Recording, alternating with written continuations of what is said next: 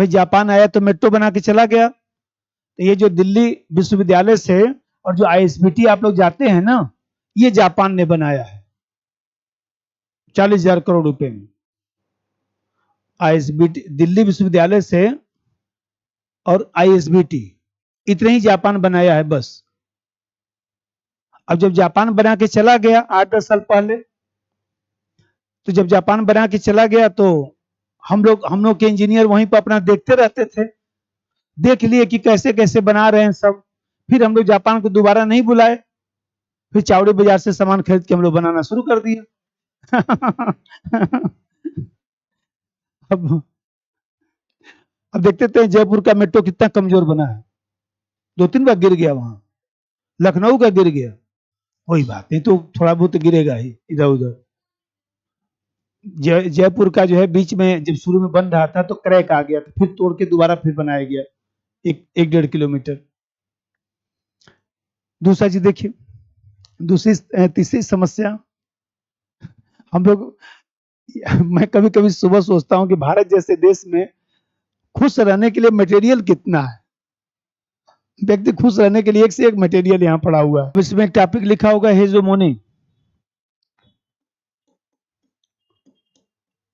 प्राधान्य।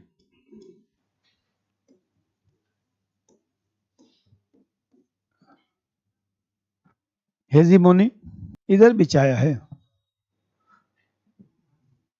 एक्चुअली में 14 के पहले थोड़ा सा सिलेबस का स्वरूप जो दूसरा था ना, उसके कारण भी ये क्वेश्चन पूछा था, लेकिन सामान्य रूप से 150 शब्द का प्रश्न होगा।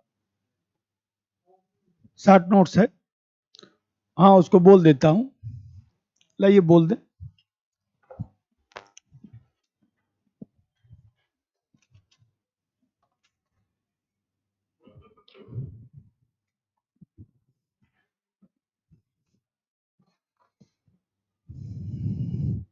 भारत ने एक तरह से न्यायिक लोकतंत्र को ऊपर उठाया है, जिसका अन्यत्र कोई समरूप नहीं है, तथा एक तरह के, अच्छा भीखू पारेख जी का स्टेटमेंट है, वही मैं सोच रहा था कि ये स्टेटमेंट कहीं होना चाहिए।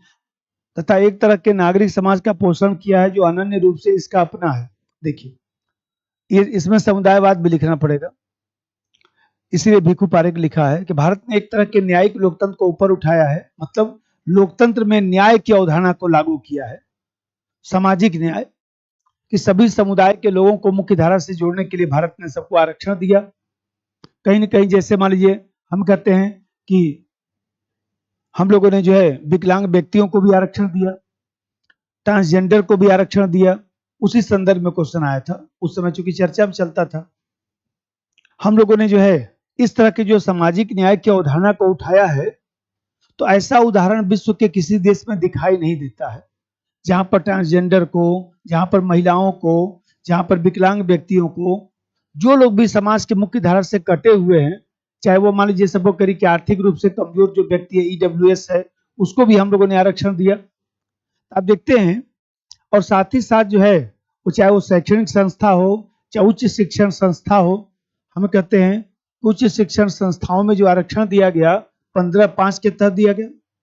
तो 15(5) के तहत उच्च शिक्षण संस्थाओं में चाहे इंजीनियरिंग कॉलेज हो, चाहे मेडिकल कॉलेज हो, हर जगह, चाहे सरकारी नौकरी हो, हर जगह हम लोगों ने जो है ये प्रयास किया है। और साथ ही साथ देखा जाए तो हम लोगों ने जो है प्राथमिक विद्यालयों में भी जो है 25% जो सीटें हैं वो ईडब्ल्यूएस के लिए आरक्षित किया है, जो हम लोग के यहाँ 86वां संविधान संशोधन किया गया था, और जिसके माध्यम से अनिवार्य एवं मुफ्त शिक्षा का प्रावधान जो है 1 अप्रैल 2010 से जो लागू किया गया, उसमें भी न्याय संगतता दिखाई देती है। अब फिर उसका दूसरा पार्ट लिख देंगे, तथा एक तरह के नागरिक समाज का पोषण किया है। एक तरह के नागरिक समाज का पोषण किया है, इसका मतलब कि भारत में जो विविधता में एकता का जो पहलू है, या तमाम निर्जाति जो लोग रहते हैं, उन निर्जातीयता के बीच भारत ने जो है एकत्व की अवधारणा को बढ़ाने का प्रयास किया है।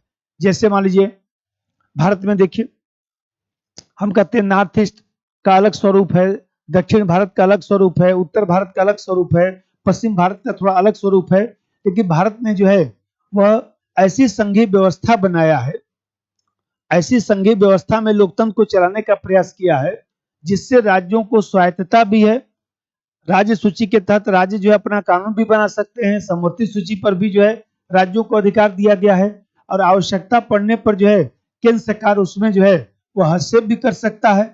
तो ऐसा जो एकात्मक संघवाद का जो उदाहरण है वह भी पूरे विश्व में कनाडा को छोड़ दिया जाए तो और अन्य कहीं दिखाई नहीं देता है।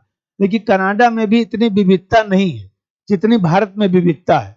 और साथ ही भारत ने ऐसे लोकतंत्र को बढ़ावा दिया जहां पर सर्वधर्म समभाव की स्थिति है।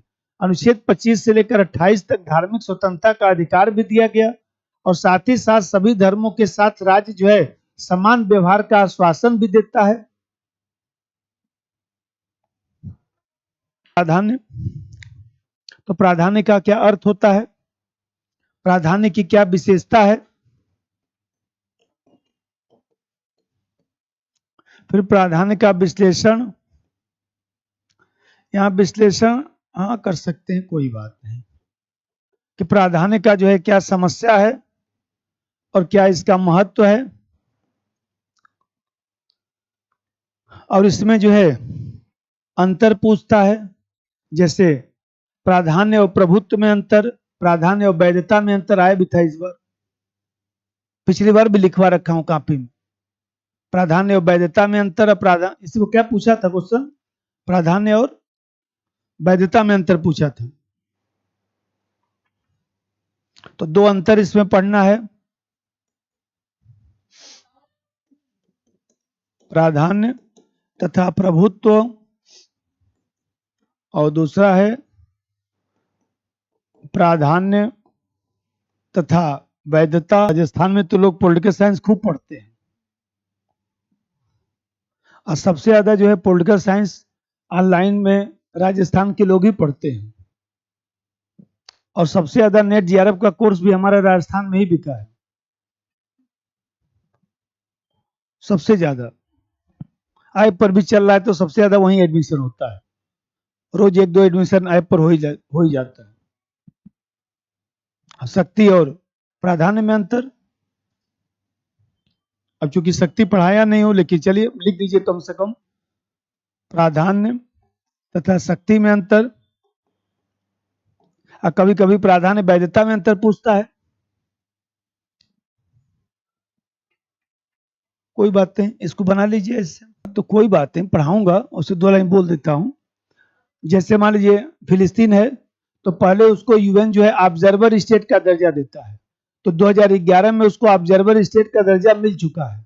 और जब किसी देश को ऑब्जर्वर स्टेट का दर्जा मिल जाता है, उसके 2 साल के बाद उसको पूर्ण राज्य का दर्जा दिया जा सकता है, लेकिन उसके लिए जो है महासभा प्रस्ताव पारित करता है। और कोई भी वीटो का प्रयोग न करे, कोई भी वीटो का प्रयोग न करे। जैसे मान लीजिए यूएनएससी है, तो यूएनएससी में 5 जो है स्थायी हैं और 10 जो है अस्थायी सदस्य हैं। ये जो 5 स्थायी सदस्य हैं, जैसे अमेरिका है, चीन है, रूस है, फ्रांस है, ब्रिटेन है, तो ये जो सदस्य 5 जो स्थायी सदस्य हैं, इसमें से कोई वीटो का प्रयोग न करे। और साथ ही जो है वो देखा जाए तो यूनाइटेड नेशन जनरल असेंबली जो महासभा है, ये महासभा जो है साधारण बहुमत से प्रस्ताव पारित करे, तो उस सदस्य को जो है देश का दर्जा प्राप्त हो जाता है। और साथ में जो है कुछ जो पड़ोसी देश हैं, वो पड़ोसी देश उसको मान्यता दे दें। हाँ, जैसे मान लीजिए चीन है, चीन में क्रांति हुआ था 1949 में, तो भारत ने मान्यता दिया था, भूटान ने मान्यता दिया था, तभी तो चीन को देश माना गया।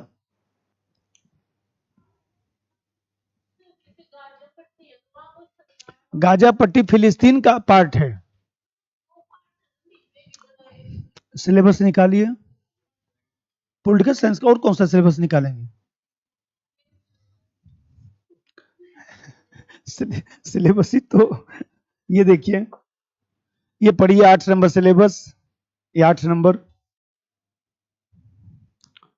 अफगानिस्तान में हाल के संकट पर भारत की स्थिति, ईरान और पश्चिम एशिया, तो पूरा पश्चिम एशिया ही पढ़ाऊंगा। फिर यूएस और इजराइल के बढ़ते संबंध, नई विश्व व्यवस्था, पूरा ही टॉपिक है, एकदम वो निश्चिंत रहिए, पूरी कहानी सुनाकर ही मानूंगा। ये बताइए, जब पूरा सिलेबस पढ़ लेंगे तो आपको न्यूज समझ में आएगा। तो उस पर तो लगता ही है 6 साढ़े 6 महीना। उसे तो आप लोग कभी भी कुछ भी पूछ सकते हैं, 2 4 लाइन में तो तुरंत बता दूंगा। वो अभी कहाँ पढ़ाया हूँ, अभी एक दिन और क्लास चलेगा। देखिए, शक्ति सत्ता बहत्तर से क्या समझते हैं, तीनों में अंतर संबंध नहीं है, लेकिन फिर भी आता, अभी एक दिन और चलेगा। अब जैसे चलिए, देखिए हेजोमनी का मतलब है,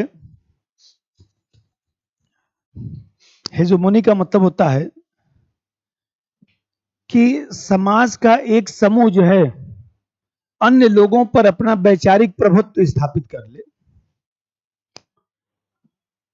सामाजिक नियंत्रण का यह भी एक तरीका है।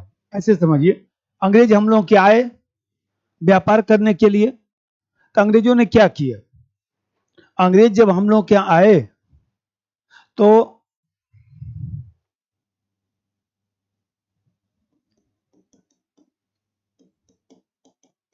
अंग्रेज भारत आए तो अंग्रेजों ने जो है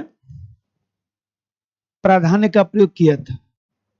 अंग्रेजों ने एक तो जो है वैचारिक वैचारिक राज्य उपकरण, अंग्रेज जब भारत आए तो एक तो जो है वैचारिक राज्य उपकरण का प्रयोग किए, और दूसरा जो है दंडात्मक राज्य उपकरण का प्रयोग किए। तो जो वैचारिक राज्य उपकरण है, तो वैचारिक राज्य उपकरण का मतलब है कि जैसे मान लीजिए शिक्षा है, कला है, या प्रशासन है, जीवन शैली है,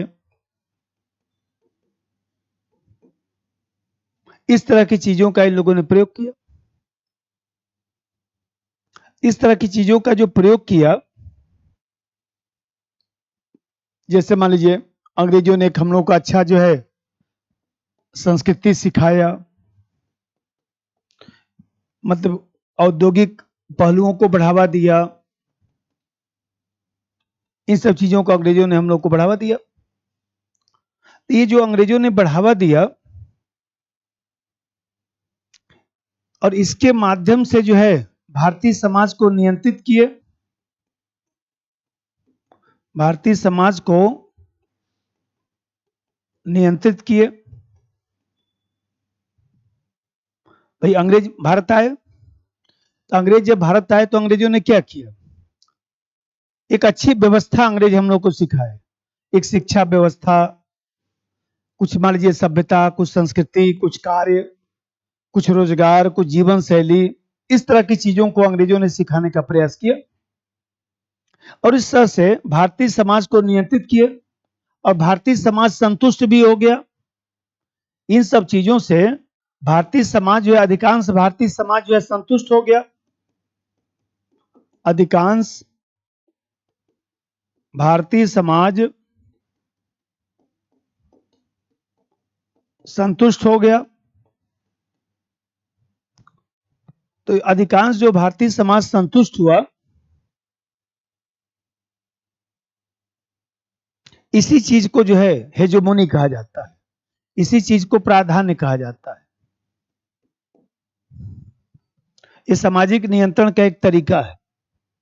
और दूसरी तरफ जैसे मैं बताया कि अधिकांश लोग, मतलब 95% लोग इसी से संतुष्ट हो गए कि अंग्रेज हम लोग को नौकरी दे रहे हैं, अंग्रेज फैक्ट्री बना रहे हैं, अंग्रेज सड़क बना रहे हैं, अंग्रेज गाड़ी लेकर आए हैं, अंग्रेज साइकिल चलवा रहे हैं।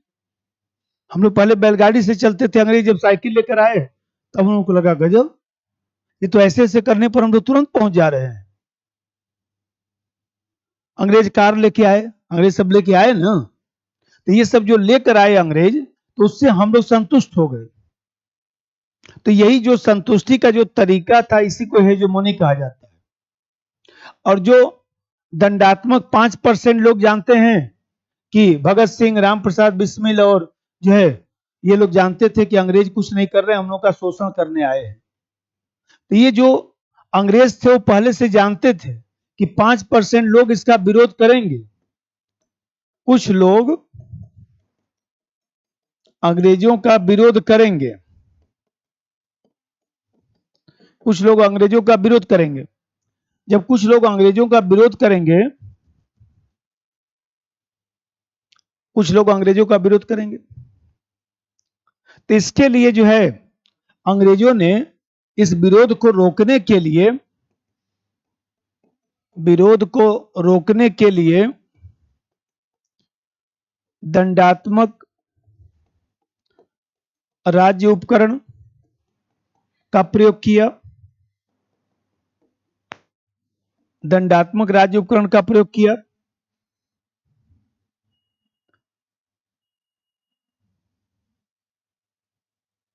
दंडात्मक राज्य उपकरण का प्रयोग किया, इसका मतलब कि सेना, पुलिस, जेल, कानून, इन सब चीजों को अंग्रेजों ने बनाया कि नहीं मानेंगे तो जेल में डाल दूंगा, नहीं मानेंगे तो सेना के लोग जो है आपको ठीक कर देंगे। इस तरह से देखा जाए तो जो लोग स्वतंत्रता आंदोलन कर रहे थे, ज्यादा सक्रिय भूमिका निभा रहे थे, उन लोगों को नियंत्रित किया गया। यह भी नियंत्रण का तरीका है। नियंत्रण का तरीका, तो समाज में नियंत्रण के दो तरीके चलते हैं। तो ये जो नियंत्रण का तरीका है, वैचारिक राज्य उपकरण, इसी को हम लोग बोलते हैं प्राधान्य। क्लियर हो गया कंसेप्ट कि प्राधान्य का मतलब कि नियंत्रण के दो तरीके होते हैं। एक तो तरीका होता है कि वैचारिक तरीका होता है, वैचारिक तरीका होता है जिसमें जो है शिक्षा, कला, संस्कृति, प्रशासन, जीवन शैली, औद्योगिक विकास, ये सब चीजें होती हैं। ये सब चीजें भारतीय समाज को नियंत्रित करने के लिए प्रयोग किया गया। अधिकांश भारतीय समाज संतुष्ट भी हो गया और इस तरह से 95% लोगों को संतुष्ट कर दिया गया। अरे विरोध कर, ये बताइए आम जनता क्या चाहती है? आम जनता चाहती है कि हम शिक्षित हो जाए, हमको रोजगार मिल जाए, मकान बन जाए, शादी ब्याह हो जाए, बस शांति से रहें। लेकिन हम कहते हैं कि आम जनता से किसी से पूछेंगे कि आपको भाई सब क्या चाहिए, तो बोलेगा एक हमको आईएएस पीसीएस की नौकरी मिल जाए, अच्छा से घर बन जाए, 2-4 करोड़ रुपया अपने पास हो जाए, बस इससे ज्यादा हमको मतलब नहीं है ना। हम समझाने के लिए बोल रहे हैं, ऐसे समझिए। आप लोग पढ़ने के लिए आते हैं, यहाँ कोचिंग वाले हम लोग भी हेजमोनी का प्रयोग करते हैं। जैसे मान लीजिए आप आए, अब आप किसी बड़े कोचिंग में गई एडमिशन लेने के लिए, दो लोग आए, मैडम नमस्ते, तुरंत आपको पानी दिया गया, तुरंत आपको काफी ऑफी चाय लाया गया, ठंडा उंडा पिलाया गया, आप नाश्ता कर रही हैं तो आपको नाश्ता भी दिया गया, तो मतलब तुरंत आपको फील कराया गया कि आप आईएएस अधिकारी हैं। अब जब आप मान लीजिए इस तरह से, अब आपको फील हुआ कि आप आईएएस अधिकारी बन चुके हैं, फिर आप क्लास में गए, फिर क्लास में एक सिस्टम है एकदम 5 स्टार होटल की तरह क्लासरूम, कि वहां पर आप गए, वहां पर अपना बैठ के पढ़े, टीचर भी एकदम प्रोफेशनल तरीके से पढ़ा रहा है, समय से आया समय से गया, कोई बातचीत नहीं, टीचर भगवान के रूप में है। अब भगवान और शिष्य के मध्य जो है दूरी ज्यादा है, कभी मिलन नहीं हो सकता है, तभी ना टीचर को मानेंगे कि बड़ा टीचर है। टीचर मिल जाएगा, अच्छा से बात कर लेगा, तब थोड़ा बड़ा टीचर कहलाएगा। ये बताइए, अब आपको एक सिस्टम पता चल रहा है कि जबरदस्त सिस्टम है, यही सिस्टम हमको आईएएस बना सकता है। लेकिन जब 3-4 साल के बाद जब कोचिंग से निकले, तब आपको पता चला कि वास्तव में हमसे 3-4 लाख रुपया ले भी लिया गया और कुछ हुआ भी नहीं, हमको कुछ आता भी नहीं है। लेकिन नहीं ये भी अब राजनीति में पढ़ रही हैं, कैसा शिकायत बच्चे कर रहे हैं।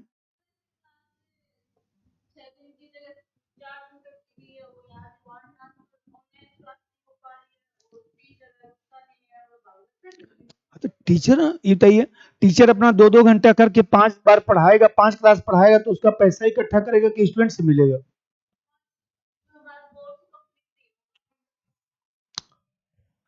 भाई बताइए, बड़े कोचिंग में आप पढ़ रहे हैं, ये तो फील हो रहा है ना।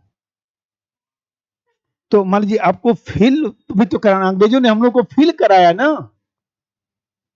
अंग्रेजों ने हम लोग को फील कराया ना कि आप देखिए अच्छी शिक्षा पढ़िए, अंग्रेजी शिक्षा पढ़िए। फिर देखिए, मान लीजिए अंग्रेजों ने अच्छी संस्कृति सिखाया, थोड़ा सा अच्छा से कपड़ा, जींस उन्स टी शर्ट उशर्ट अंग्रेज लेकर आए, धोती कुर्ता हम लोग का उतरवाए हैं, अंग्रेज हम लोग को लगा बहुत सही।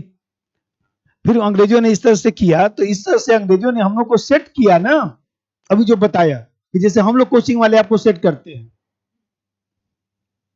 कि एकदम आप सुबह आए तो आपको फील हुआ कि नहीं बस यही कोचिंग वाला हमको आईएएस बना सकता है।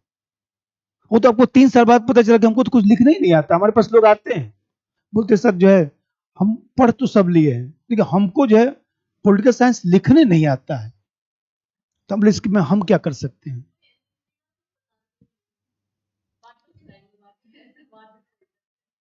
बाद में कब? कोर्स खत्म होने के बाद घर पे बुलाएंगे? बाद में कुछ नहीं होता है, जो होता है उसी समय। तो ये जो छोड़िए वो सब, ये जो तरीका है, इसी तरीका को प्राधान्य कहा जाता है। तो भाई जैसे मान लीजिए 5% लोग जानते हैं ना कि ये जो है ये कोचिंग हमको बनवाएगा नहीं, बस केवल एहसास करा देगा कि मैं आईएएस इसी कोचिंग बन सकता हूँ, बाद में हमको कुछ आएगा ही नहीं, तो उनमें तो चेतना थोड़ी आ जाती है, लेकिन 95% तो यहीं पर सेट होंगे ना जाकर, तभी तो उनको फील होगा है, तब तभी तो फील होगा वो। अर्थ लिखिए, अर्थ लिखिए आप लोग। इसका सामान्य अर्थ है, हाँ ग्रामसी का ही प्राधान्य सिद्धांत है, लेकिन अब एक तो हम लोग ग्रामसी का प्राधान्य सिद्धांत पढ़े थे, फिर यहाँ पर भी लिखा है, तो यहाँ पर एक सामान्य अर्थ पढ़ लेंगे हम लोग।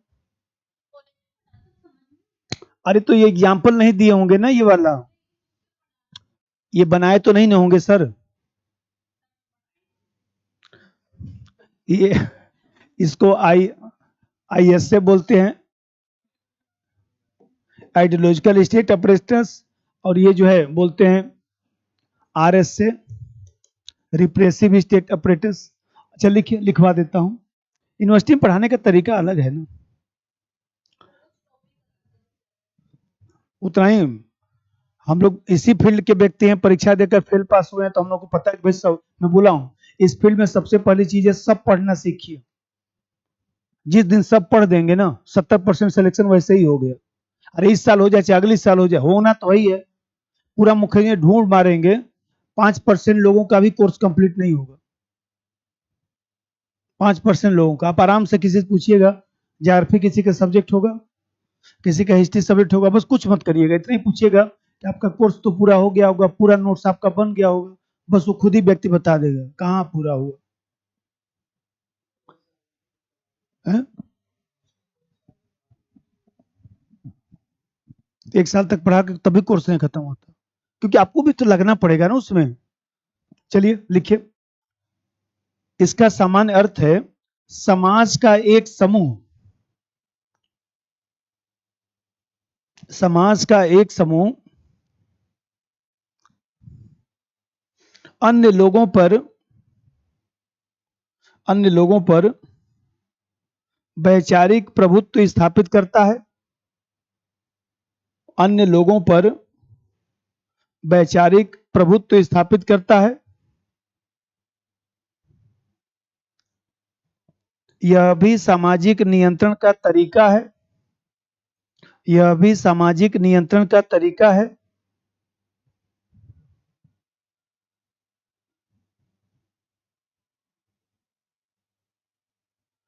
इसमें विचार, इसमें विचार,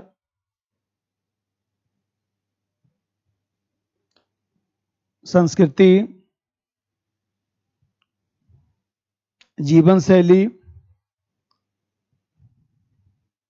प्रबंधन को ज्यादा महत्व दिया जाता है, को ज्यादा महत्व दिया जाता है।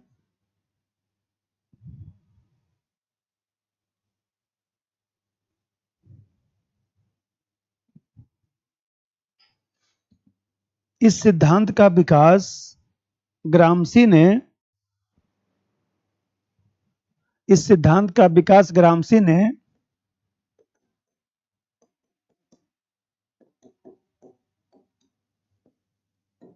ने अपनी पुस्तक प्रिजन नोटबुक में किया। प्रिजन नोटबुक में किया। प्रिजन नोटबुक में किया।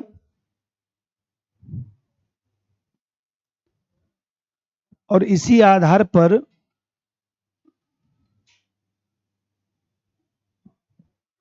रॉबर्ट कॉक्स ने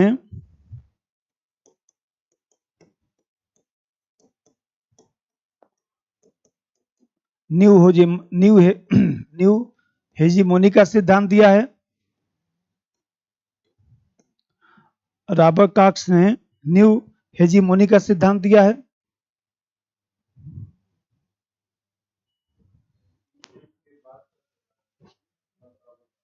अभी 1980 के बाद आया है न्यू हेजीमोनी। सेकंड पेपर में पढ़ाऊंगा।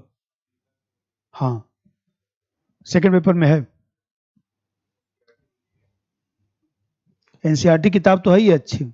एनसीईआरटी पढ़ रहे हैं कि नहीं? 9 से लेकर 12 तक का एनसीईआरटी खरीदिए पॉलिटिकल साइंस का और पूरा पढ़ डालिए एकदम। आपने पढ़ा?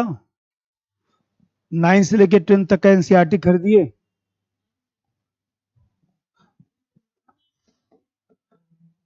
एनसीईआरटी खरीद के सबको पढ़ डालिए। ये पढ़ डालिए।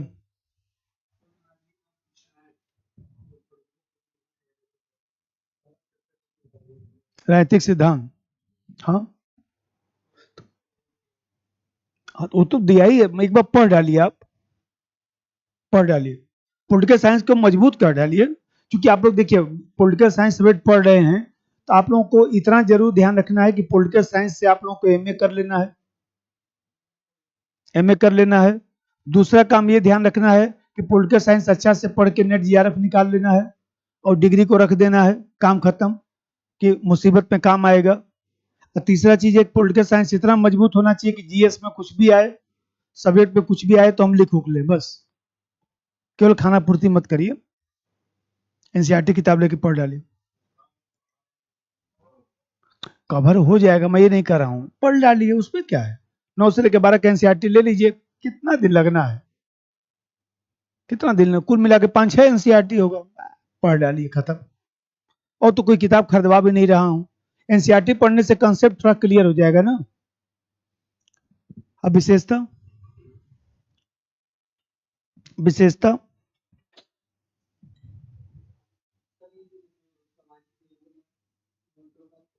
सामाजिक नियंत्रण के तरीके का मतलब हम लोगों को कैसे नियंत्रित किया जाएगा।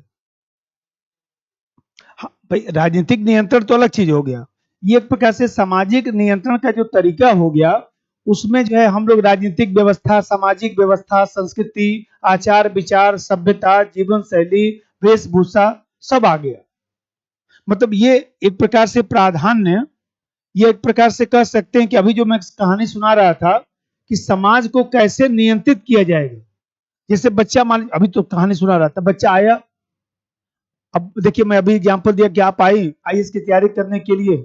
एक व्यक्ति आया, आपको एकदम सलूट किया, नमस्ते मैडम, एकदम पानी ला के दिया, फिर लाकर अपना चाय दिया, काफी मैडम, आप क्या खाएंगी, छोले भटूरे खाएंगे कि।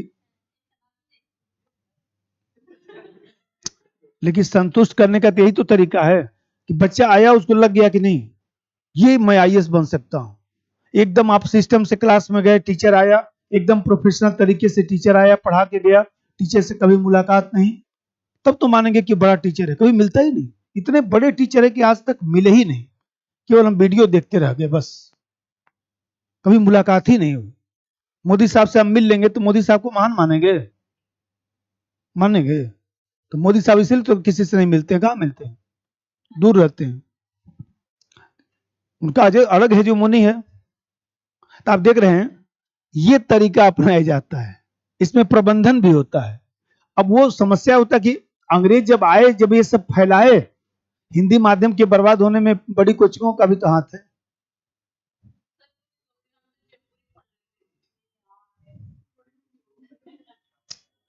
ये बताइए, जब आप यहाँ पर आई हैं तब ना यहाँ का पता चला है? नहीं आती तो मन मेरा जाता है दिल्ली गए होते ना, 1 साल में काम कर दिए होते। तो अब वो चक्कर है कि जब तक आप आएंगे नहीं, जानेंगे नहीं, तब तक कैसे हो पाएगा? और 3 साल तक पता थोड़ी चलता है। 3 साल तक तो व्यक्ति उसी मैनेजमेंट में एकदम फंसा रहता है, आया गया बसता रखा, आया गया बसता रखा। 3 साल के बाद जब परीक्षा देने जाता है तब पता चलता है कि अरे, ये तो कुछ हमको आ ही नहीं रहा है। अभी तो देखिए लोग पहुंचे हैं नोएडा, अपना घूम घाम रहे हैं बच्चे एकदम मस्ती के साथ, जिससे लग रहा है कि जो है मान लीजिए 5 लाख लोग पढ़ रहे हैं तो 5 लाख आईएएस बन जाएंगे। परीक्षा पास करने, बीटेक करने गए हैं। तब अब विशेषता चलिए, अब जैसे देखिए पहली विशेषता समझिए, ये भी मुखर्जी में आके सब अब समझना शुरू कर दिए हैं धीरे धीरे। खैर धीरे धीरे समझ में तो आता ही है, क्या करेंगे। हाँ आपको तो जल्दी आ गया, लेकिन यह कि कितने लोगों को 3-4 साल नहीं समझ में आता है।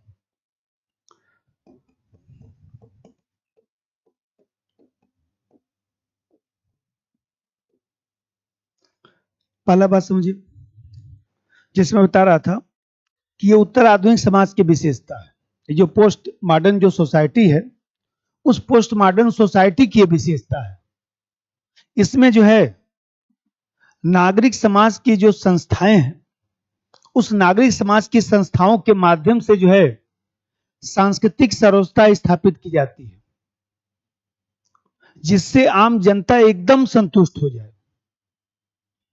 भाई आम जनता को पूर्णतः संतुष्ट करने की व्यवस्था, कि मान लीजिए वही वीडियो जो है गार्जियन भी देख रहा है कि बाबू हमारा इसी कोचिंग में जाएगा, इसी कोचिंग से ही आईएएस बनेगा। गांव के लोग भी वही वीडियो देख रहे हैं, और इस तरह से पूरी संतुष्टि के साथ बच्चा आ रहा है, कहीं कोई समस्या न हो। पूरा सब चैनल बनाया गया है। स्टेशन पर भी 4 लोग मिल जाएंगे, और क्या, स्टेशन ट्रेन से उतरेंगे वहां पर भी 4 लोग मिल जाएंगे आपको। चलिए आइए, वहीं से गाड़ी बैठा के लेके आ रहे हैं, आपको लगा कि अरे गजब। तो हमें कहते हैं मान लीजिए ये जो सिस्टम है उसी को इसने समझाया है। पॉलिटिकल साइंस में जितने सिद्धांत बहुत व्यवहारिक है, बस ये है कि उसको सही से समझाना। अब हेजेमोनी का क्वेश्चन मालूम है हर साल आता है, कारण क्योंकि कठिन है। जब तक ये हम नहीं बनाते ना तब तक आपको समझ में आता नहीं। और जब इन्होंने कहा तो मैं थोड़ा सा एग्जाम्पल भी बता दिया तो और जल्दी दिमाग में आ गया कि नहीं, अच्छा ये चीज अब एग्जाम में आएगा हेजेमोनी क्या है, तो तुरंत वही याद आएगा। अच्छा अभी लिखते हैं हेजेमोनी क्या है। लिखिए नंबर 1, यह उत्तर आधुनिक समाज की विशेषता है। यह उत्तर आधुनिक समाज की विशेषता है जिसमें नागरिक समाज की संस्थाओं के माध्यम से, जिसमें नागरिक समाज की संस्थाओं के माध्यम से उत्तर आधुनिक समाज की विशेषता है जिसमें नागरिक समाज की संस्थाओं के माध्यम से सांस्कृतिक सरोजता स्थापित की जाती है। नागरिक समाज की संस्थाओं के माध्यम से सांस्कृतिक सरोजता स्थापित की जाती है। सांस्कृतिक सरोजता स्थापित की जाती है जिससे अधिकांश जनता संतुष्ट हो जाए, जिससे अधिकांश जनता संतुष्ट हो जाए। साबित तो इसी का प्रयोग करते हैं, आम जनता को संतुष्ट करने का। ये नेता भी इसका प्रयोग करते हैं। ये बताइए, अभी मैं बताया कि इस व्यवस्था में सबसे पहले तो समझाने बुझाने तमाम चीजों का प्रयोग किया जाएगा। अब यहां पर जो है यदि मान लीजिए समझाने बुझाने का तरीका विफल हो जा रहा है, जैसे पहले तो चैनल बनाया जाएगा, ये ऐसे इसमें चैनल बनाया जाता है कि जो मेन नेता है, मान लीजिए मोदी साहब हैं, तो मोदी साहब से आम व्यक्ति जो है वो मिल ही ना पाए। इसी चैनल में ही वो टकराता रहेगा, ज्यादा ज्यादा 2-3 चैनल तक आ जाएगा बस। और नेता को अपने अच्छा मानेगा कि नेता तो हमारा बहुत अच्छा है, जबकि वास्तव में नेता ही तानाशाही कर रहा है। तो यहां पर जब नागरिक समाज की संस्थाएं विफल होने लगती हैं,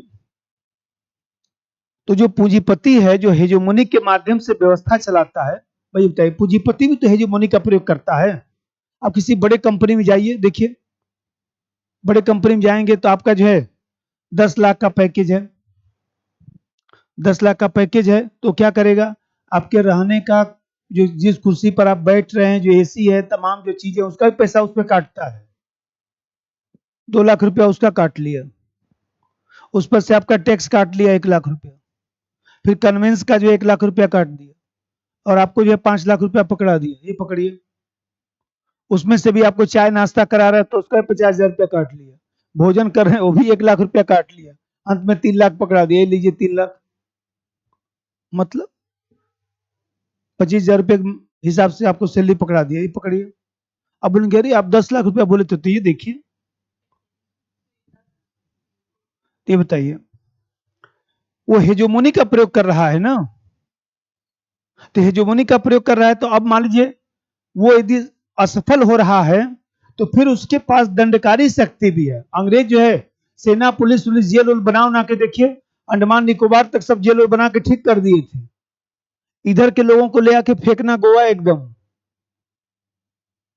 जिससे कभी मिलने न पाए, सुधर ही जाए जीवन में। तो आप देख रहे हैं ये जो उनका जो चीज है वो हेजेमोनी का तरीका था। नंबर 2, इस व्यवस्था में जब नागरिक समाज की संस्थाएं, इस व्यवस्था में जब नागरिक समाज की संस्थाएं विफल होने लगती हैं, नागरिक समाज की संस्थाएं जब विफल होने लगती हैं,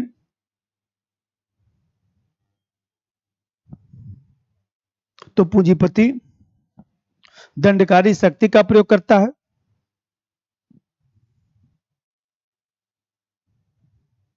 इसी कारण कुछ विचारक मानते हैं कि, इसी कारण कुछ विचारक मानते हैं कि फांसीवाद, फांसीवाद, इसी कारण कुछ विचारक मानते हैं कि फांसीवाद ब्रैकेट में तानाशाही पूंजीवाद का स्वरूप है। कुछ विचारक मानते हैं कि फांसीवाद ब्रैकेट में तानाशाही पूंजीवाद का स्वरूप है।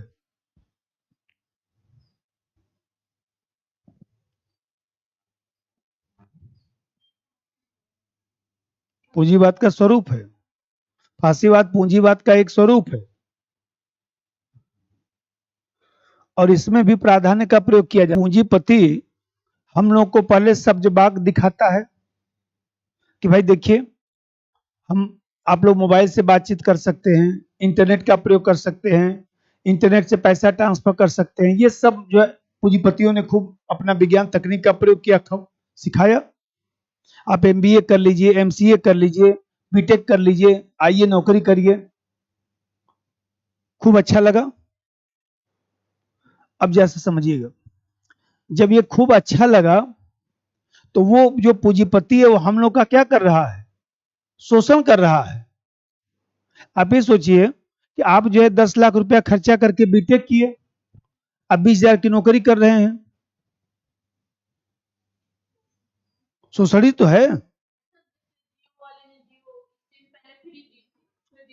एकदम सही, अभी समझ रही हैं, एकदम सही समझ रही हैं अभी, कि जियो की सिम फ्री में दिया गया जिससे लोगों की आदत पड़ जाए, लोग अपना नंबर सबको बांट दें, और जब एक बार लोग नंबर बांट देते हैं तो सोचते हैं कौन अब सबको बताने जाएगा, इतने लाखों लोगों को नंबर दे दिया, चलो हटाओ, चलने दो, अब उसका फिर दाम बढ़ा दिया गया। तो ये तरीका है प्रबंधन का जो कह रहा है, और नहीं मानेंगे तो उसके बाद उन्हीं के अंडर में सरकार चल रही है, फिर ईडी और सीबीआई आएगी आपको पकड़ने के लिए।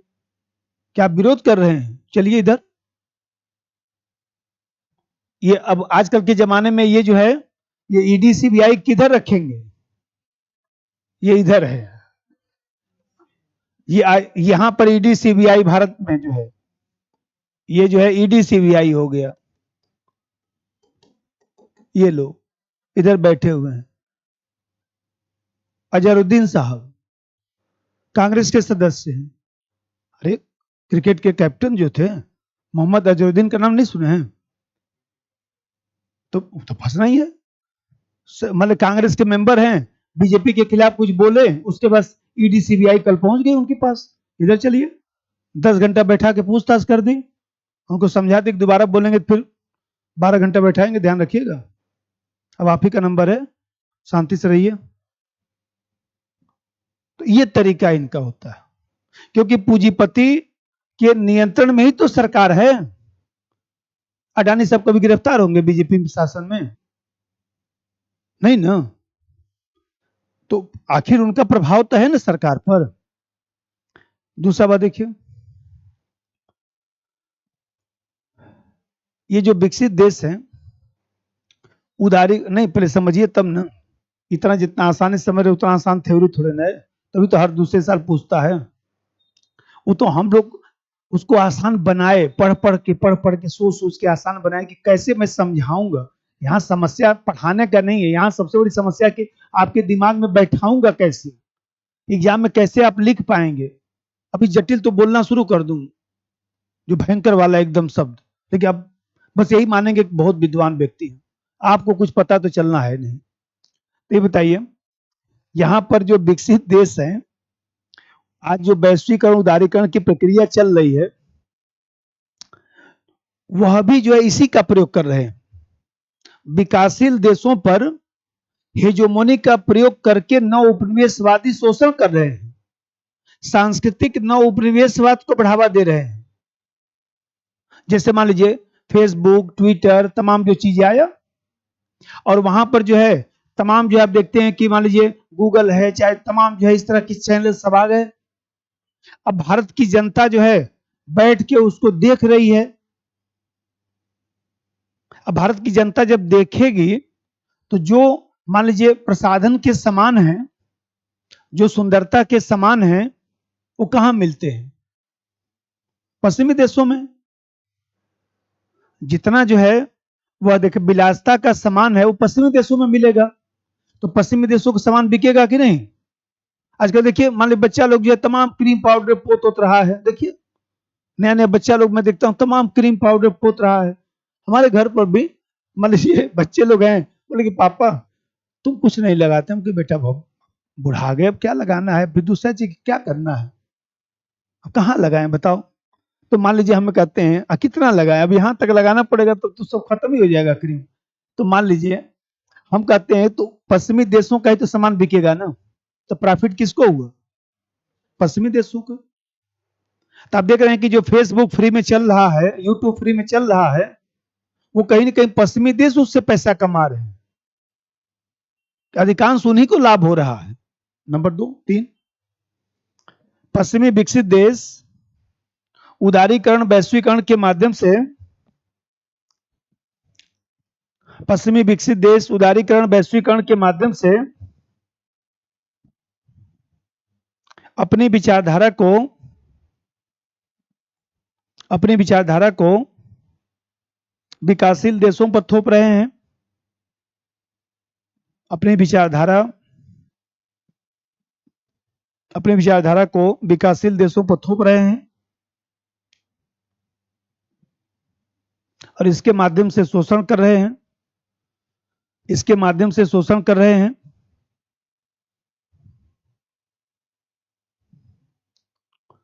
जिसे सांस्कृतिक नव उपनिवेशवाद कहा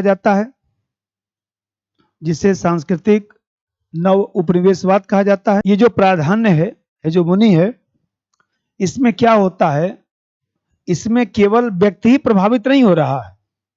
जैसे अभी मैं बताया कि उस रील से केवल व्यक्ति प्रभावित नहीं हुआ, गार्जियन भी प्रभावित हो गया। हम तो बोले कि हमारे गांव में भी बहुत सारे लोग हैं, हम किसी को ज्यादा कुछ बताते नहीं है, लोग इतना ही जानते हैं ठीक है नौकरी करते हैं। मैं ज्यादा ये सब अपना जो मेन हमारा जो इंटरेस्ट वाला काम है नहीं बताता हूँ, बहुत सारे लोगों को पता भी नहीं है।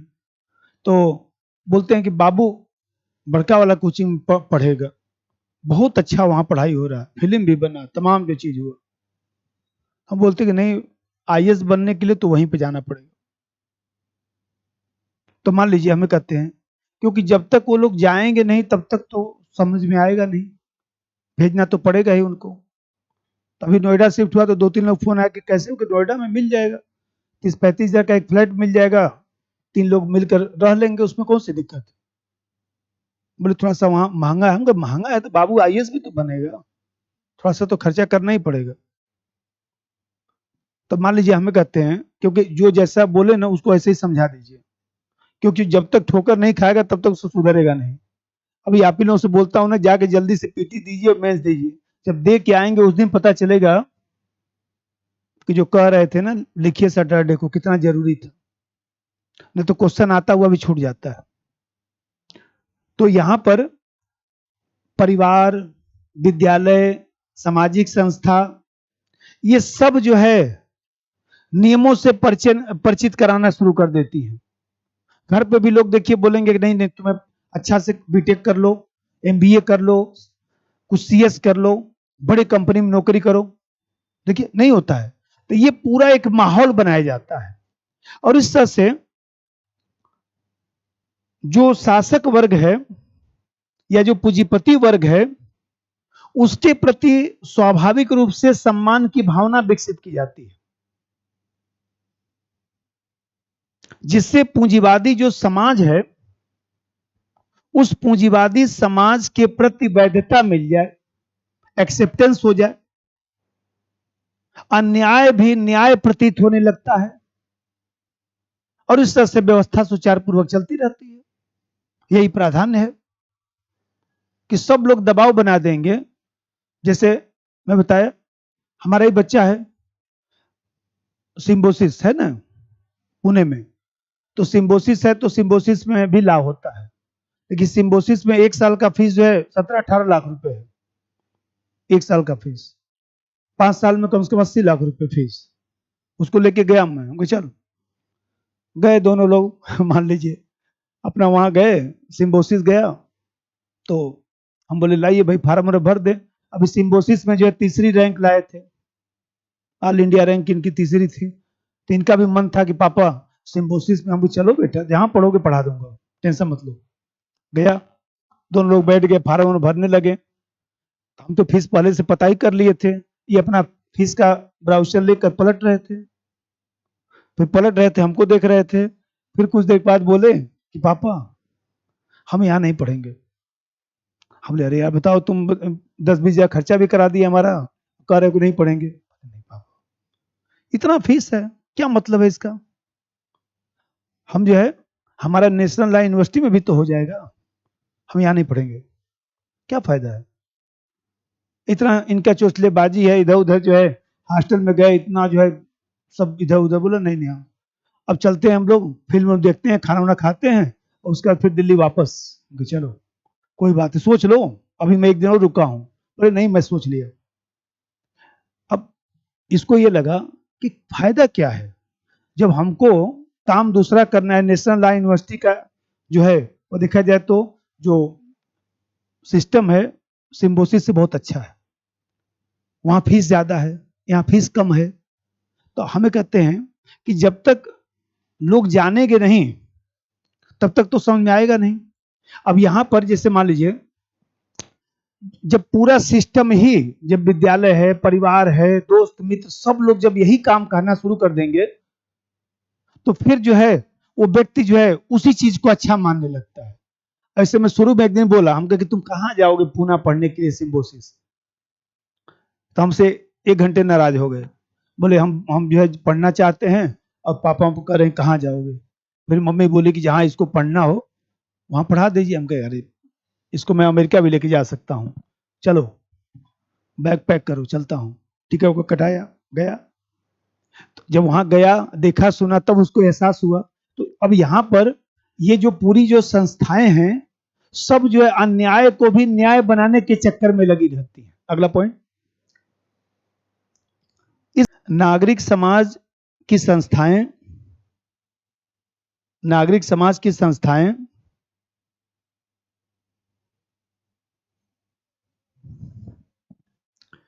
व्यवहार के नियमों से परिचित कराती हैं, व्यवहार के नियमों से परिचित कराती हैं। प्राधान्य में परिवार, विद्यालय एवं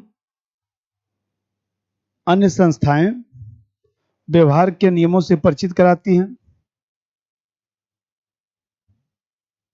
जिससे शासक वर्ग के प्रति स्वाभाविक सम्मान की भावना आती है, स्वाभाविक सम्मान की भावना आती है और पूंजीवादी समाज को वैधता मिल जाती है।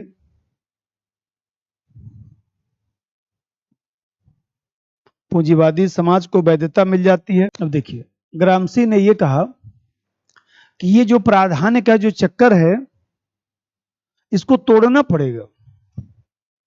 पूंजीवादी देशों में यदि इस प्राधान्य को बदलना है, क्रांति लाने के लिए वैचारिक प्रभुत्व को तोड़ना होगा और इस वैचारिक प्रभुत्व को तोड़ने के लिए बुद्धिजीवी वर्ग की भूमिका महत्वपूर्ण है, क्योंकि वही मजदूर को वास्तविक रास्ता दिखाएगा, वही लोगों को वास्तविक रास्ता दिखाएगा और वही निर्णायक प्रभाव की स्थिति उत्पन्न कर सकता है। एक पॉइंट और लिख लीजिए।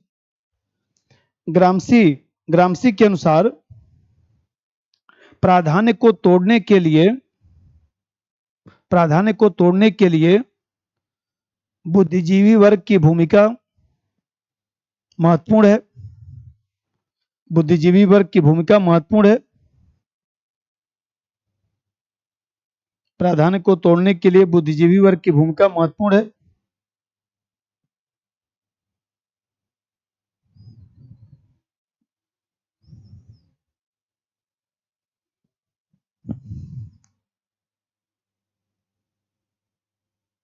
यह व्यवस्था, मतलब ऐसे लिख दीजिए, बुद्धिजीवी वर्ग की भूमिका महत्वपूर्ण है। इससे ही आम लोगों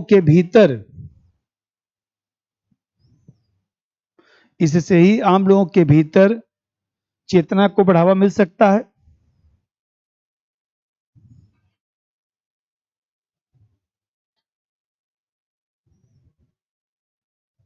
और पूंजीवाद की तानाशाही समाप्त हो सकती है। वैसे तो उसमें पढ़े थे आप लोग, बस ये है कि यहां पर लिखवा देता हूं जिससे जो है वो कंसेप्ट क्लियर है, क्योंकि रिवीजन करेंगे ना तो दिक्कत आ जाएगा फिर। अब पहली समस्या देखिए, ये लोग कह रहे हैं कि जो पूंजीवादी व्यवस्था है वो, एक्चुअल में आज गाड़ी का थोड़ा प्रॉब्लम आ गया तो उस गाड़ी को खोल दिए हैं सब, तो मैं बोला कि ओरिजिनल सामान लगाना, उसके चक्कर में बार बार फोन आ जाता है, क्योंकि लोग क्या करते हैं, बाहर का लोकल सामान लगा देते हैं, फिर बाद में वो दिक्कत आने लगता है। हम तुम ओरिजिनल सामान लेके आना, दुकान वाले के बोल के आया हूं। अब जैसे देखिए, एक पॉइंट और लिख दीजिएगा, उसमें लिख दिए ना, हाँ समस्या में। तो ये लोग कहते हैं कि ये जो पूंजीवाद है, पूंजीवाद से ही फांसीवाद निकलता है। ये कहना पूर्णतः तर्कसंगत नहीं है, क्योंकि पूंजीवाद उदारवाद को स्वीकार करता है और उदारवाद स्वतंत्रता को स्वीकार करता है। और जब मैं आपको फांसीवाद पढ़ाऊंगा तो बताऊंगा कि फांसीवाद में जो है व्यक्ति साधन बन जाता है और उदारवाद में व्यक्ति साध्य बन जाता है। तो हम पूंजीवाद को फांसीवाद नहीं मान सकते हैं, क्योंकि कहीं ना कहीं पूंजीवाद अलग है, फांसीवाद एकदम ही अलग है। नंबर एक, प्राधान्य का सिद्धांत पूंजीवाद को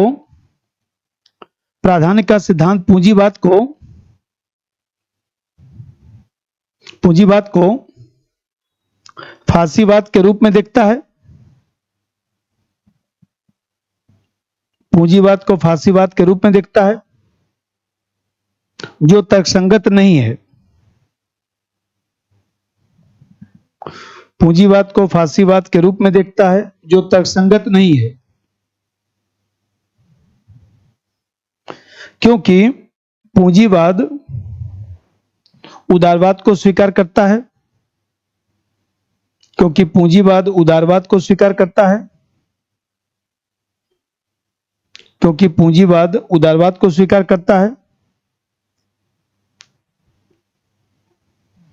उदारवाद स्वतंत्रता को बढ़ावा देता है,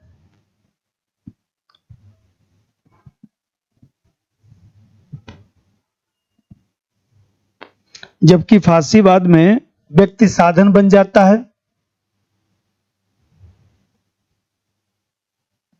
जबकि फासीवाद में व्यक्ति साधन बन जाता है।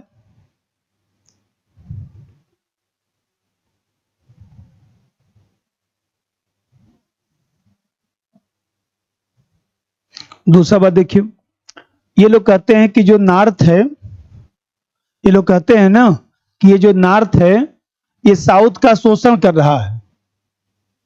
नॉर्थ मतलब विकसित देश, तो ये जो विकसित देश हैं ये जो है विकासशील देश का शोषण कर रहे हैं। ठीक, यह भी तो पूर्णतः सही नहीं है।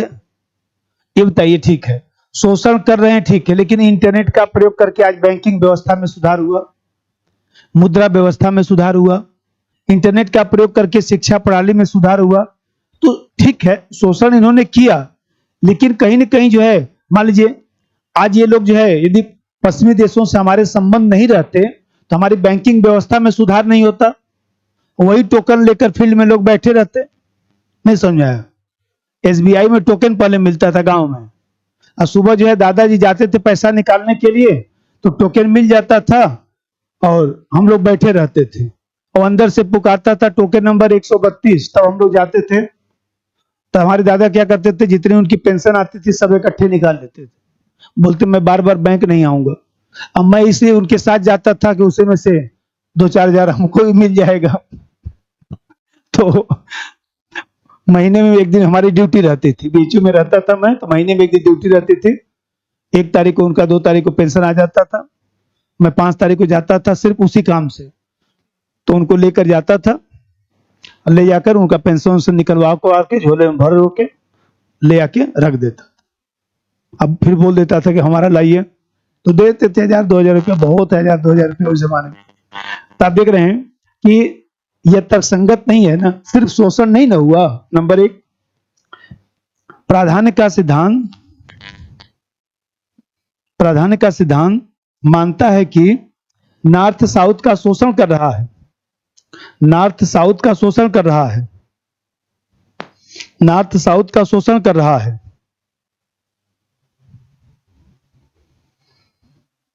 नॉर्थ साउथ का शोषण कर रहा है, जो पूर्णतः तर्कसंगत नहीं है।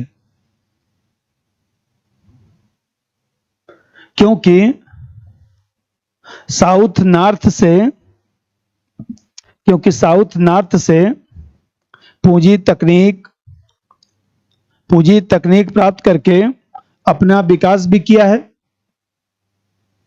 नॉर्थ साउथ से पूंजी तकनीक प्राप्त करके अपना विकास भी किया है।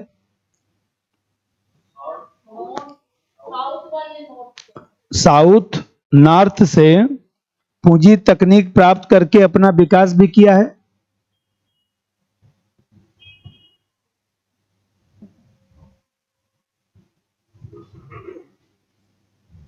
प्रबंधन व्यवस्था में सुधार किया है।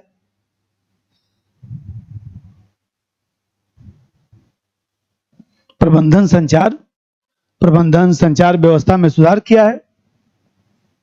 अभी जापान आया तो मेट्रो बना के चला गया। तो ये जो दिल्ली विश्वविद्यालय से और जो आईएसबीटी आप लोग जाते हैं ना, ये जापान ने बनाया है 40,000 करोड़ रुपए में।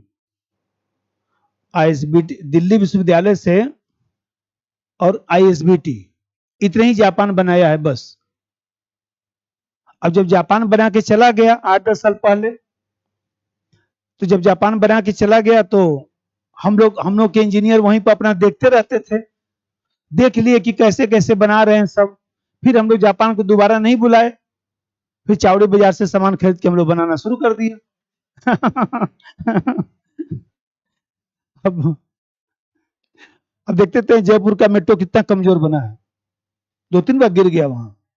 लखनऊ का गिर गया, कोई बात नहीं, तो थोड़ा बहुत गिरेगा ही इधर उधर। जयपुर का जो है बीच में जब शुरू में बन रहा था तो क्रैक आ गया था, फिर तोड़ के दोबारा फिर बनाया गया 1-1.5 किलोमीटर। दूसरा चीज देखिए, तीसरी समस्या, हम लोग, मैं कभी कभी सुबह सोचता हूं कि भारत जैसे देश में खुश रहने के लिए मटेरियल कितना है। व्यक्ति खुश रहने के लिए एक से एक मटेरियल यहाँ पड़ा हुआ है। अब जैसे देखिए, प्राधान्य में ग्रामसी ने यह माना कि जो बुद्धिजीवी वर्ग है, बुद्धिजीवी वर्ग की भूमिका पर बल दिया। अब समस्या है कि पूंजीवाद भी बुद्धिजीवी वर्ग के आधार पर ही चल रहा है। तो पूंजीपति भी बुद्धिजीवी वर्ग के माध्यम से जो है व्यवस्था को चलाता है। तो फिर जितने बुद्धिजीवी वर्ग हैं वो सामान्यतः जो है पूंजीपति वर्ग के नियंत्रण में आ गए हैं। तो फिर इतने बुद्धिजीवी वर्ग कहां से आएंगे जो मजदूर को और आम लोगों को समझाएंगे? नहीं ना आएंगे, कहां से आएंगे? अगला पॉइंट, प्राधान्य का सिद्धांत बुद्धिजीवी वर्ग की भूमिका पर बल देता है। प्राधान्य का सिद्धांत बुद्धिजीवी वर्ग की भूमिका पर बल देता है। बुद्धिजीवी वर्ग की भूमिका पर बल देता है।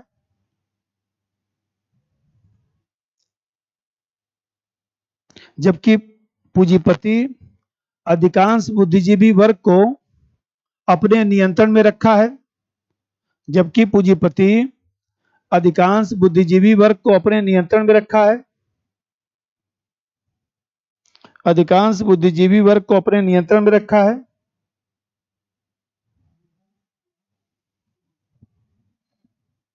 अधिकांश बुद्धिजीवी वर्ग को अपने नियंत्रण में रखा है। इस तरह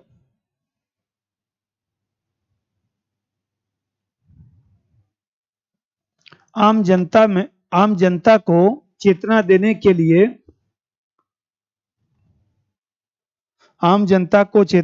के लिए बुद्धिजीवी वर्ग उपलब्ध नहीं हो पाएगा।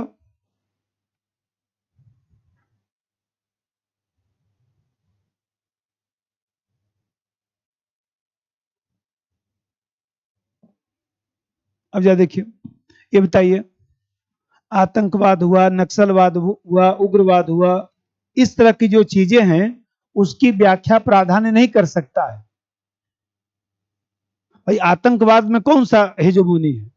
वो तो शुद्ध रूप से हिंसा पे आधारित है, आतंक पर आधारित है, भय पर आधारित है। तो उसमें तो प्राधान्य सिद्धांत का प्रयोग ही नहीं हो सकता है। भाई प्राधान्य तो वहां पर होगा जहां पर मैनेज किया जा रहा है।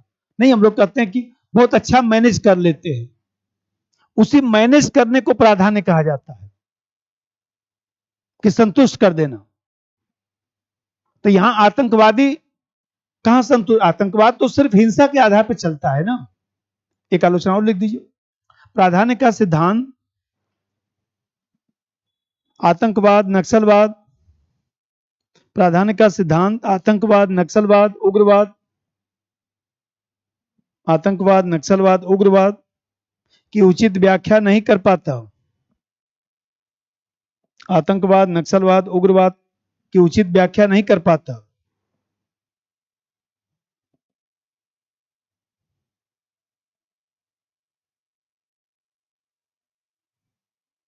क्योंकि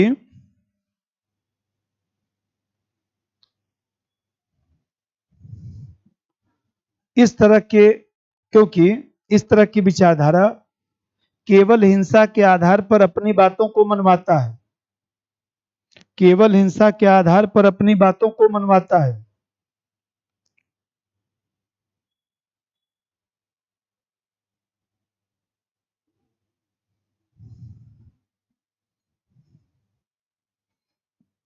अब महत्व लिख दीजिए।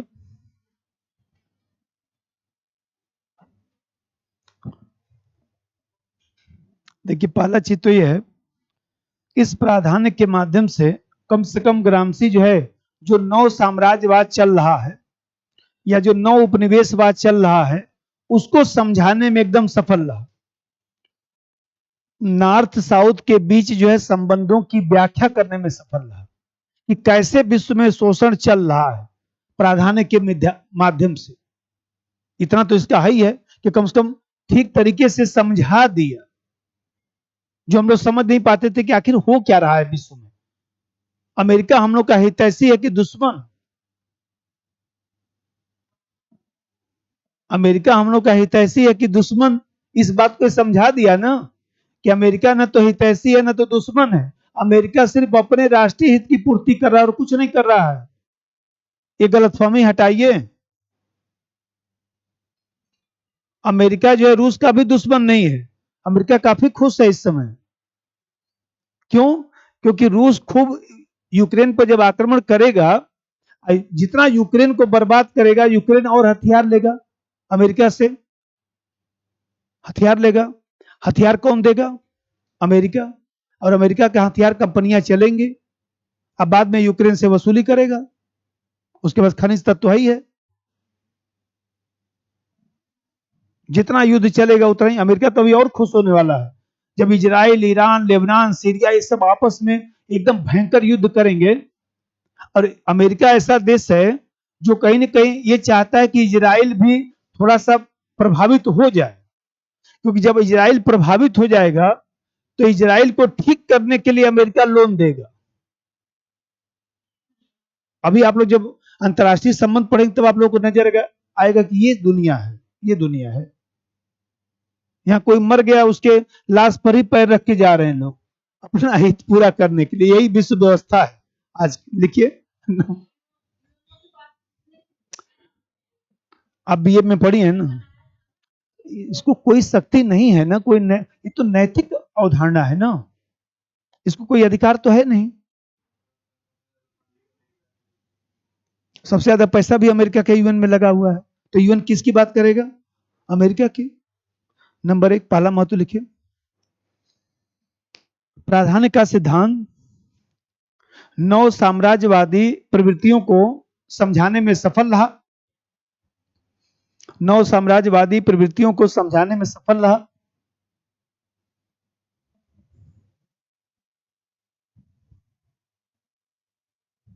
नव साम्राज्यवादी प्रवृत्तियों को समझाने में सफल रहा।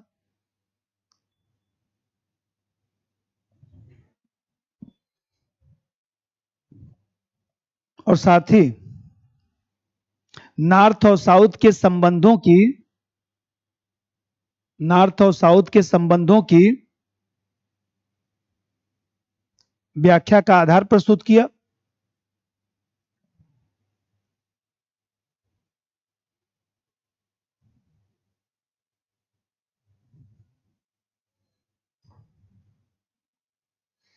अब जरा देखिए, आज जो वैश्वीकरण की प्रक्रिया चल रही है और विकसित देशों की जो कूटनीतिक चालें होती हैं जो हम लोग को नहीं समझ में आता है, जैसे अभी हम बता रहे थे। एक तरफ देखिए अमेरिका कहता है कि नहीं, इजराइल को जो है बच्चों और महिलाओं पर हमला नहीं करना चाहिए, इजराइल को मानव अधिकार का पालन करना चाहिए। और दूसरी तरफ अमेरिका जो है इजराइल को हथियार देता है, ये फेंको। एक तरफ कह रहे थे कि महिला बच्चे को हत्या नहीं करना चाहिए, फिर दूसरी तरफ हथियार दे रहे हैं। बात समझ में आया नहीं? ये बात समझ में आएगा प्राधान्य से। यही ग्रामसी समझा रहा है कि ये सब पूंजीपतियों की कूटनीति कैसे चलती है, ये समझा रहा है। लिखिए नंबर 2, वर्तमान वैश्वीकरण की प्रक्रिया में, वर्तमान वैश्वीकरण की प्रक्रिया में विकसित देशों के, विकसित देशों के कूटनीतिक चालों, विकसित देशों के कूटनीतिक चालों, कूटनीतिक चालों को बताने में प्राधान्य सिद्धांत कारगर है। प्राधान्य सिद्धांत कारगर है। जैसे वर्तमान में, जैसे वर्तमान में अमेरिका, प्राधान्य सिद्धांत कारगर है, सहायक है। जैसे वर्तमान में अमेरिका इजराइल को हथियार दे रहा है और दूसरी ओर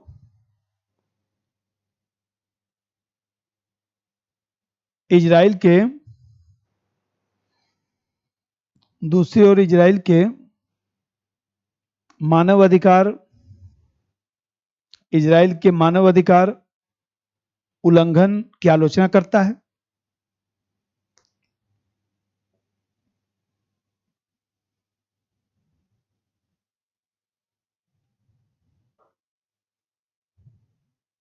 अब जैसे देखिए भाई, प्राधान्य सिद्धांत जो है वह यह भी तो समझाने में सफल हो गया कि ये जो विकसित देश हैं, वो विकसित देश जो है और विकसित क्यों हो रहे हैं। विकसित देश और विकसित क्यों हो रहे हैं, और यहां पर जो है वो देखा जाए तो पूंजीपति और ज्यादा संपन्न कैसे हो रहा है। एक पॉइंट और, इस सिद्धांत के माध्यम से ग्रामसी इस सिद्धांत के माध्यम से ग्रामसी यह बताने में सफल रहा कि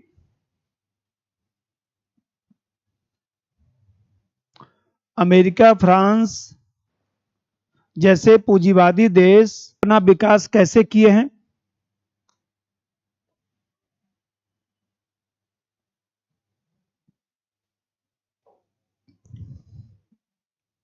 और पूंजीपति कैसे निरंतर समृद्ध हो रहा है। पूंजीपति कैसे निरंतर समृद्ध हो रहा है।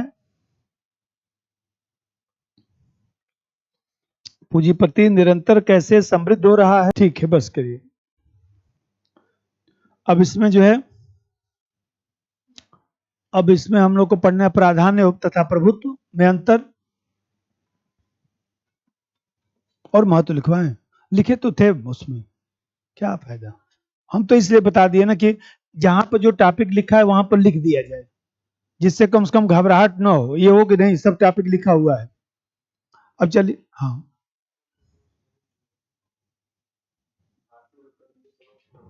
अरे तो इस तो बहुत पुराना क्वेश्चन है। अरे तो अभी भी तो है, लेकिन लिख नहीं लेंगे। अभी बोलता हूं, ये बताइए भारतीय लोकतंत्र के तहत जो है सबसे बड़ी चुनौती क्या है। जो हम लोग के यहाँ धर्मनिरपेक्षता, जो सर्वधर्म संभाव, इस तरह की जो चीजें हैं, कट्टरवाद और उग्रवाद, इस तरह की जो समस्याएं हैं। दूसरी चीज है कि लोकतंत्र में जो है दिखावा ज्यादा हो गया है, वास्तविक आधार पर लोकतंत्र को नहीं चलाया जाता है। तीसरी तरफ जो है जो लोकतांत्रिक प्रक्रिया है, जैसे मान लीजिए प्रश्नकाल है, चाहे शून्यकाल है, चाहे विधेयकों पर चर्चा है, बजट पर चर्चा है, वह सुचारू पूर्वक संपन्न नहीं होता है। चौथी चीज जो है राजनीतिक समस्या है कि भाई जो राजनेता है वो वास्तव में जनता की सेवा करने का प्रयास करना चाहिए, लेकिन राजनेता कहीं ना कहीं जो है सिर्फ अपने स्वार्थ की पूर्ति कर रहा है। पांचवा चीज चौथा चीज ये है कि हमारे यहाँ राजनीतिक दल जो है वह वास्तव में देखा जाए तो दलीय स्वार्थ में लगा रहता है, जबकि राजनीतिक दल को राष्ट्रीय हित पर कार्य करना चाहिए, लेकिन राजनीतिक दल राष्ट्रीय हित पर कार्य न करके सिर्फ अपने निहित दलीय स्वार्थों को पूरा करने का प्रयास करता है। जैसे मान लीजिए हमें कहते हैं कि भाई कोई भी राजनीतिक दल है तो उसको पूरे देश की व्यवस्था को देखना चाहिए, सिर्फ चुनाव जीतने पर बल नहीं देना चाहिए। लेकिन राजनीतिक दल सिर्फ चुनाव जीतने पर ज्यादा फोकस करता है, देश की जो समस्या है उसका समाधान करने पर लोग ध्यान नहीं देते हैं। फिर सबसे बड़ी बात है कि हम लोग के यहाँ जो है दलीय आधार में आंतरिक लोकतंत्र दिखाई नहीं देता है। दलीय स्तर पर आंतरिक लोकतंत्र नहीं दिखाई देता है। इसका मतलब कि दल में जो है परिवारवाद की समस्या है, दल में जो है वह देखा जाए तो कहीं ना कहीं हाई कमान की समस्या है, दल में जो है जो व्यक्ति काम करने वाला है उसको उचित सम्मान नहीं मिलता है, जो लफाजी करने वाले होते हैं उन्हीं को जो है ज्यादा टिकट उकट मिलता है। देखते तो हैं हरियाणा में यही तो हुआ। हरियाणा में जो कांग्रेसी लोग थे, अच्छा से काम करने वाले लोग थे, उनको तो टिकट ये लोग दिए नहीं, और जो पुराने नेता थे जो शोषण किए थे, चापलूस थे, उनको टिकट मिल गया, वो हार गए चुनाव। बीजेपी ने यही गलती नहीं किया और राहुल बाबा समझ पाए नहीं बात को, थोड़े से भी कच्चे खिलाड़ी हैं इस मामले में। अब उनको चेतना आएगा कि जो चुनाव जीतने वाला जो व्यक्ति है, जो वास्तव में समाज के लिए कुछ किया है, उसको टिकट देना है। जैसे मान लीजिए विनेश फोगाट, ठीक है बढ़िया, इस तरह के व्यक्तियों को पकड़ के टिकट देना चाहिए था, जिसकी छवि एकदम बढ़िया हो, 2-4 सीट और भी जिता सके और भी वोट दिलवा सके। तो यहां पर देख रहे हैं कि दल के भीतर जो आंतरिक लोकतंत्र नहीं होता है। और सबसे बड़ी बात हम लोग के यहाँ है व्यवस्था नहीं। लोकतंत्र का मतलब सामाजिक आर्थिक व्यवस्था भी है, तो हम लोग के यहाँ न तो सामाजिक लोकतंत्र, न तो आर्थिक लोकतंत्र, न तो लोगों की मूलभूत आवश्यकता की पूर्ति हो पाई। लिख लेंगे उदार संवैधानिकता, मतलब कि जो संविधानवाद है, जो अंग्रेजी कॉन्स्टिट्यूशनलिज्म, हाँ कॉन्स्टिट्यूशनलिज्म लिखा होगा, लिबरल कॉन्स्टिट्यूशनलिज्म। हाँ देखिए जो संविधानवाद है, संविधानवाद की जो अवधारणा है वो देखा जाए तो पुनर्जागरण काल से शुरू होती है। अब पुनः कितने वर्ड में है, हम लोग जमाने का क्वेश्चन है, तब वही मैं बोला कि फुल है तो हम लोग जमाने क्वेश्चन है, क्योंकि इसमें तो बहुत लिखना पड़ेगा। इसमें संविधानवाद एक टॉपिक हम लोग जमाने में रहता था, तो आप लोग क्या है नहीं, पीटी में आता है, पीटी में मैं पढ़ा भी देता हूँ, संविधान और संविधानवाद में अंतर ये सब पढ़ाया तो था। तो ये जो है, अब उसमें लिखना क्या है बोल देता हूं। उसमें जो है संविधानवाद पहले समझाना पड़ेगा पूरा, और फिर संविधानवाद समझाने के बाद उदार लोकतंत्र समझाना पड़ेगा, फिर दोनों को जोड़ना पड़ेगा कि संविधानवाद से ही उदार लोकतंत्र निकला है, क्योंकि संविधानवाद में जो है कानून का शासन होता है। संविधानवाद में जो है वह एक प्रकार से कहा जाए तो जनता की सहमति पर बल दिया जाता है। संविधानवाद में जो है वह राज्य और सरकार मानव निर्मित संस्था होता है। ये सब समझा के फिर ले आके उसको वर्तमान से जोड़ना पड़ेगा, लेकिन आप लोगों के सिलेबस में संविधानवाद तो है नहीं, इस क्वेश्चन का आने का कोई मतलब नहीं है। तभी मैं बोला हमको कब का है, क्योंकि संविधानवाद जैसे आप लोग अधिकार पढ़े थे ना, वैसे ही संविधानवाद का टॉपिक है। जितना अधिकार आप लोग पढ़े थे उतना ही बड़ा संविधानवाद है। वो आईजीपी में दिया है ना, आईजीपी में लिखा है ना, ये तो क्वेश्चन आप लोग को दिया था टेस्ट में।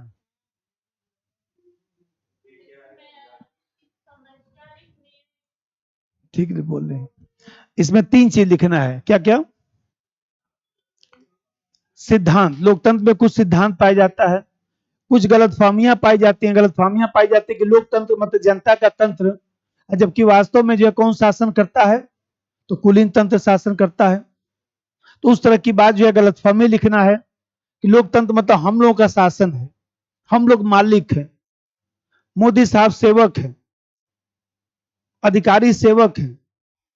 मोदी साहब सेवक हैं आपके?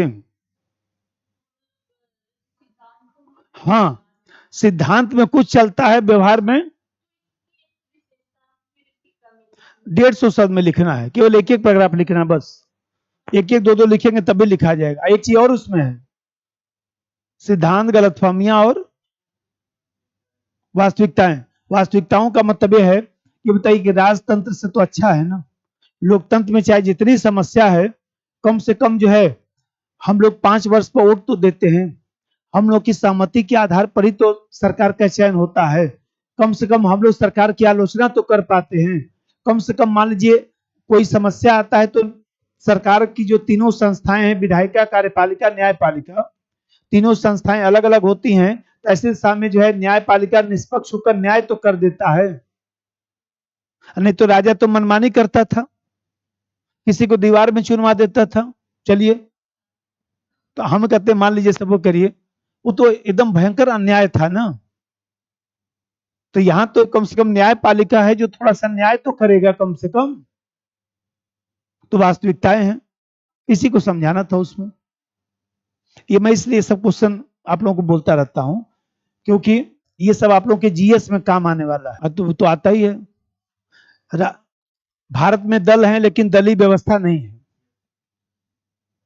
अब पढ़ाऊंगा, आईजीपी में है क्वेश्चन, आईजीपी में मैं पढ़ाता भी हूं। भारत में दल हैं लेकिन दलीय व्यवस्था नहीं। भारत में मनुष्य हैं, मनुष्यता का भाव नहीं है। भारत में राजनीतिक दल हैं लेकिन दल के जो अनिवार्य तत्व हैं वो भारत में नहीं दिखाई देते हैं। जैसे दल का अनिवार्य तत्व क्या है? दल का अनिवार्य तत्व है लोकतांत्रिक संगठन होना। दल का अनिवार्य तत्व है कि राष्ट्रीय हित के बारे में कार्य करना। दल का अनिवार्य तत्व है कि संगठन ज्यादा महत्वपूर्ण होना चाहिए, व्यक्ति महत्वपूर्ण नहीं होता है। व्यक्ति आते जाते हैं, पार्टियां महत्वपूर्ण होती हैं। अब ये सब लिखने के बाद उसको समझाना पड़ेगा कि भारत में ये सब नहीं दिखाई देता है, इसलिए भारत में राजनीतिक दल हैं लेकिन दलीय व्यवस्था नहीं पाई जाती। रजनी कोठारी साहब, आप लोग क्या क्वेश्चन आता है? मैं आईजीपी में कराता हूं। आप लोग क्या लिखा हुआ है? सबसे लिखेंगे? हाँ, नहीं, अभिजनवादी सिद्धांत लिखना है कि सत्ता का निर्धारण जो है अभिजन वर्ग करता है। कैसे? तो अभिजन वर्ग सक्रिय है, अभिजन वर्ग शिक्षित है, अभिजन वर्ग संगठित है, अभिजन वर्ग का सत्ता पर पकड़ है, अभिजन वर्ग के पास जो आर्थिक समृद्धि है, अभिजन वर्ग जो है कूटनीति जानता है, जिसके कारण उसी की व्यवस्था चलती है। 60 नोट से इसी की बात है, इसी से लिख सकते हैं, कोई दिक्कत नहीं।